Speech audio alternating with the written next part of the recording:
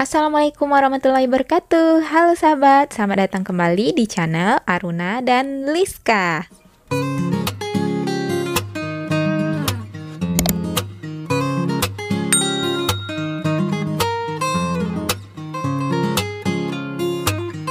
Selamat datang kembali di kelas Bahasa Indonesia kelas 7 di SMP Negeri 16 Kerinci.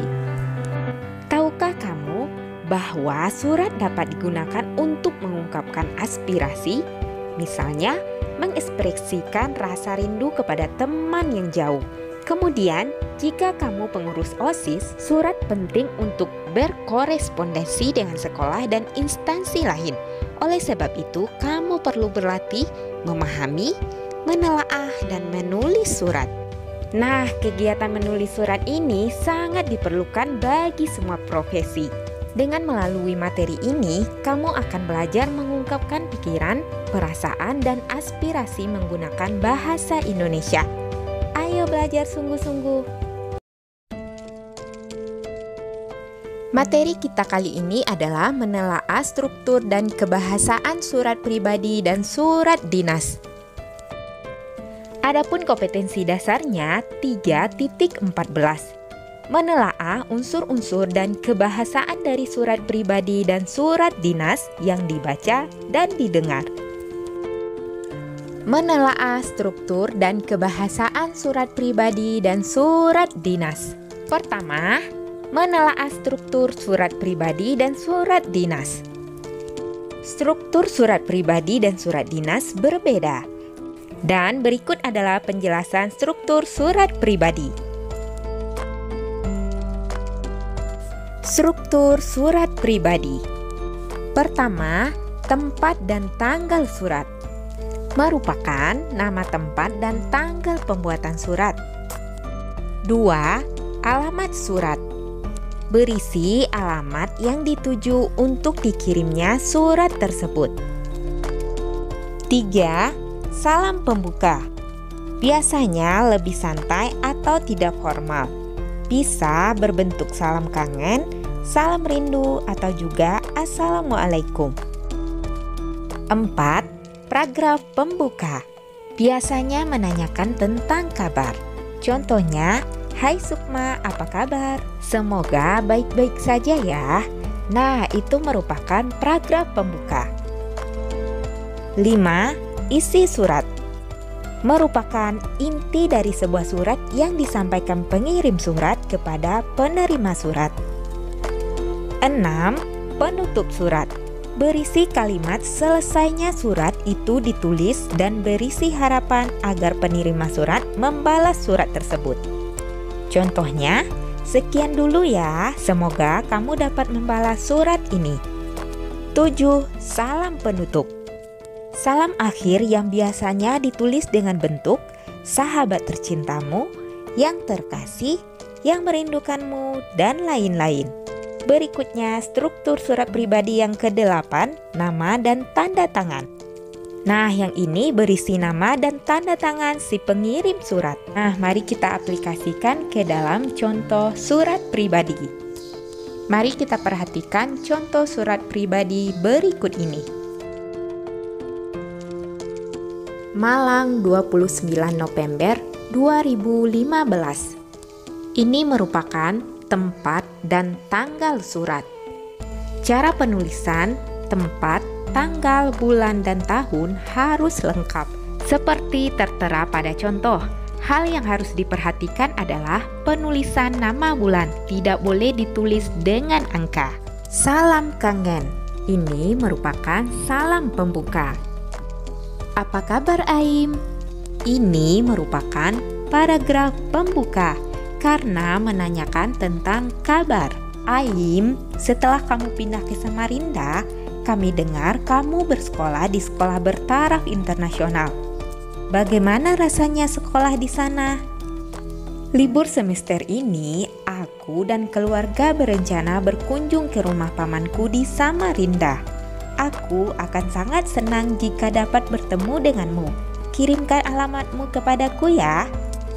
Ini merupakan isi surat, yaitu inti dari surat yang di dalamnya yang berisi pesan yang disampaikan oleh pengirim surat kepada penerima surat. Sekian dulu, semoga kamu dapat membalas surat ini. Aku tunggu balasanmu. Nah, ini merupakan penutup surat. Sahabatmu, ini merupakan salam penutup.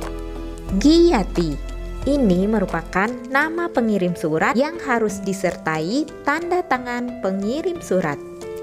Nah, itu dia struktur dari surat pribadi. Nah, sekarang kita beralih ke struktur surat dinas. Struktur surat dinas pertama, kepala surat atau kop surat. Kepala surat atau kop surat berisi nama lembaga atau instansi pembuat surat. Struktur yang kedua, tanggal surat. Tanggal surat berisi tanggal pembuatan surat.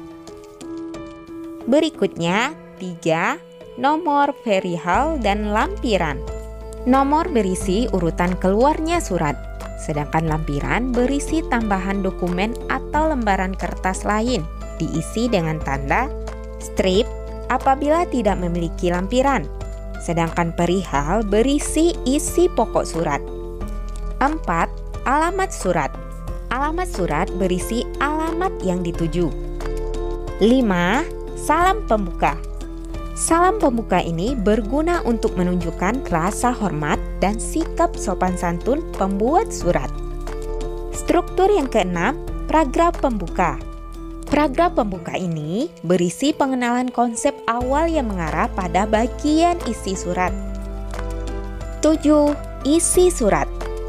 Isi surat ini merupakan inti surat yang berisi suatu hal yang ingin disampaikan. 8. Penutup surat. Penutup surat berisi harapan dan ucapan terima kasih dari penulis surat. 9. Salam penutup.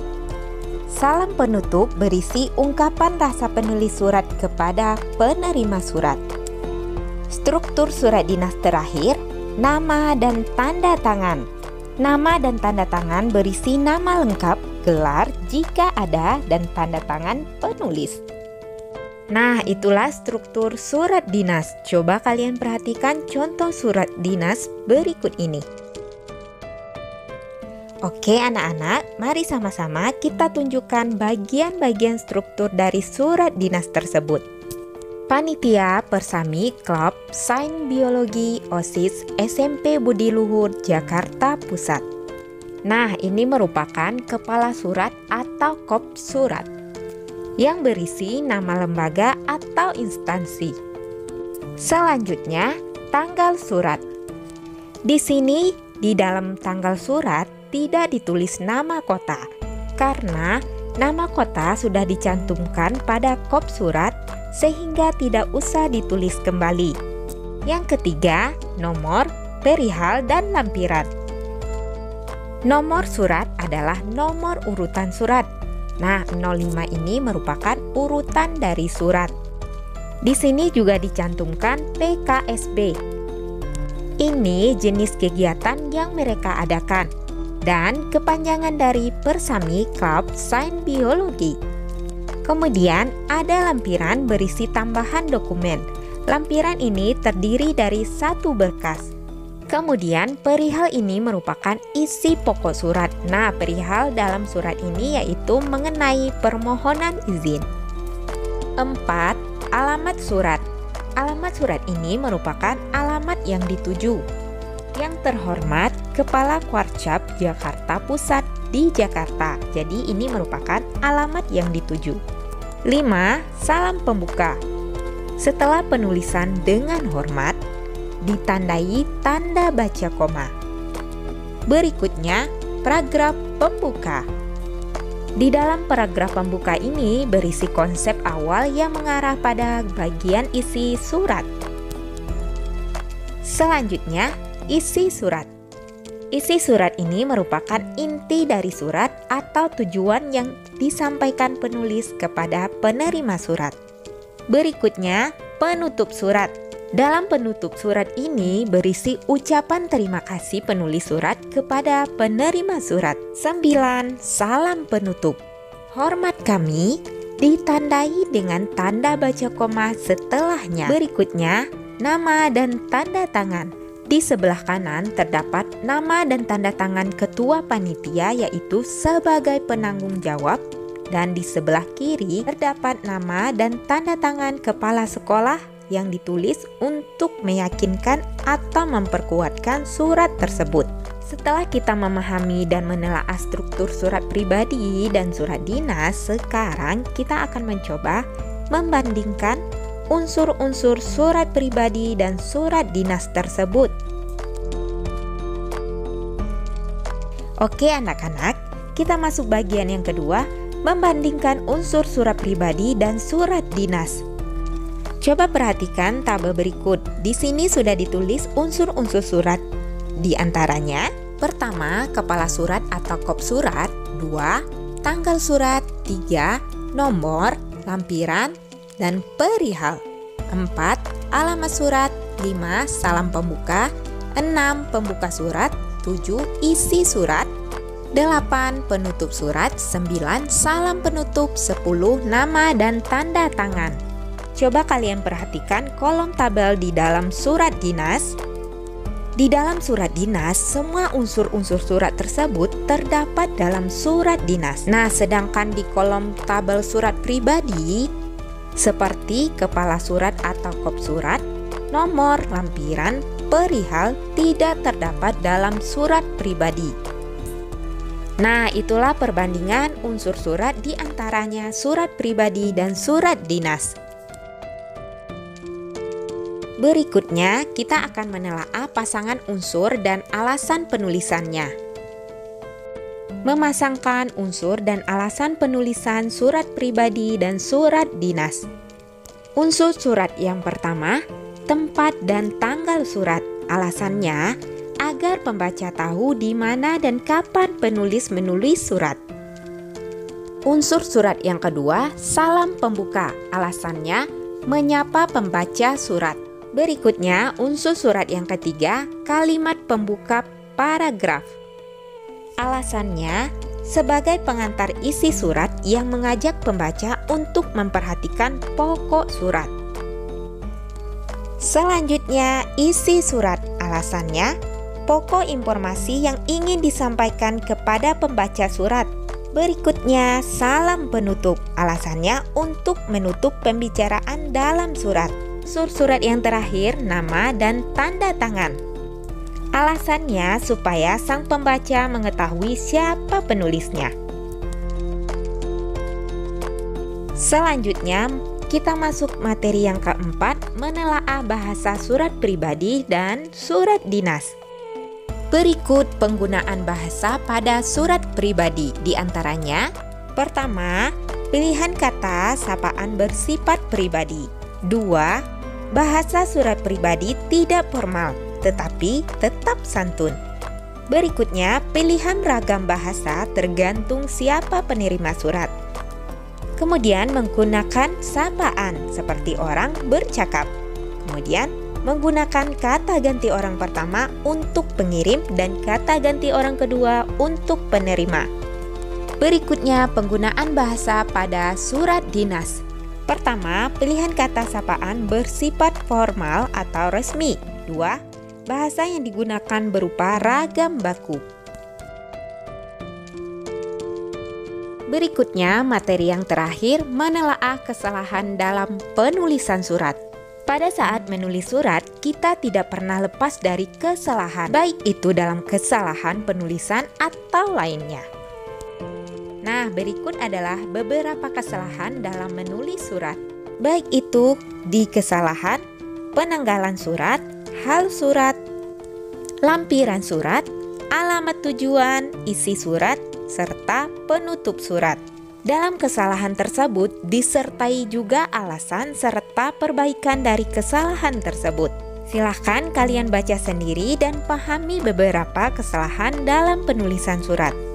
Menelaah kesalahan dalam penulisan surat ini terdapat di buku paket Bahasa Indonesia kelas 7 pada halaman 264 sampai 265. Nah, itulah materi kita kali ini menelaah struktur dan kebahasaan surat pribadi dan surat dinas. Itulah materi kita kali ini, semoga bermanfaat dan membantu kalian dalam belajar. Jika terdapat kesalahan, mohon dimaafkan ya. Terima kasih udah menonton video kami. Jangan lupa untuk tetap selalu support channel kami dengan cara like, comment, dan subscribe. Terima kasih. Assalamualaikum.